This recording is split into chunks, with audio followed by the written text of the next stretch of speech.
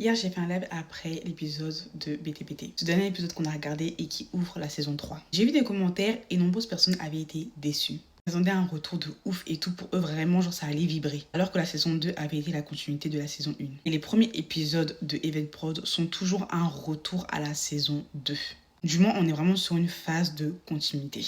Donc franchement, personnellement, j'ai pas eu de problème avec ce nouvel épisode. Bien au contraire, j'ai préféré qu'il fasse ainsi, plutôt que de sauter les étapes et apprendre à ne plus savoir où on en est. En tout cas, je dois dire un seul truc déjà. J'ai été fière de Djenaba. Franchement, Djenaba, elle m'a régalée durant tout l'épisode. Elle a dit les vérités en détente. Et franchement, Kumbatal, elle m'a tellement déçue. Celle qui était vraiment la tante genre préférée pour moi, celle qui disait la vérité à tout le monde et qui essayait de maintenir l'équilibre dans cette famille, elle m'a déçue en fait. Et j'ai été contente de voir Djenaba lui tenir tête dans ses propos. Parce qu'au bout d'un moment, ça suffit. Et franchement, elle a été très juste dans sa manière de faire. Et surtout, elle a bien montré qu'elle n'était pas ingrate comme les autres.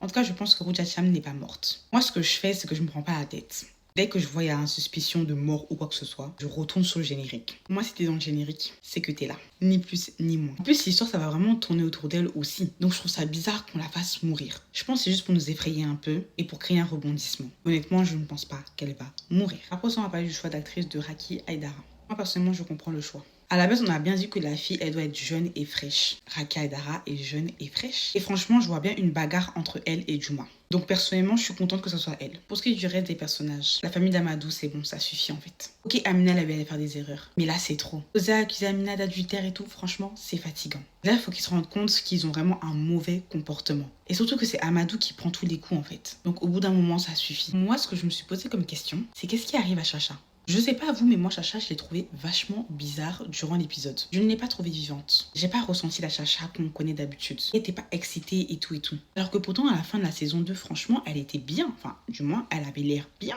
Mais là, j'ai trouvé éteinte. Dites-moi ce que vous en pensez parce que franchement, je pensais être la seule, mais quand j'ai fait le live, j'en ai parlé et apparemment, certains étaient d'accord. Ensuite, Fodé.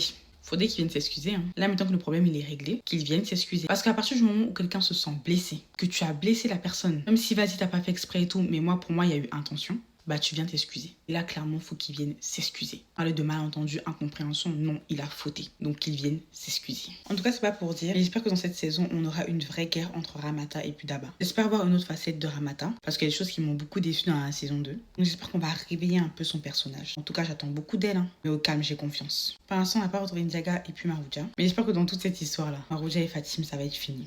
Parce que là c'est trop d'histoires pour rien. C'est bon, ils n'ont qu'à se séparer, chacun va partir de son côté.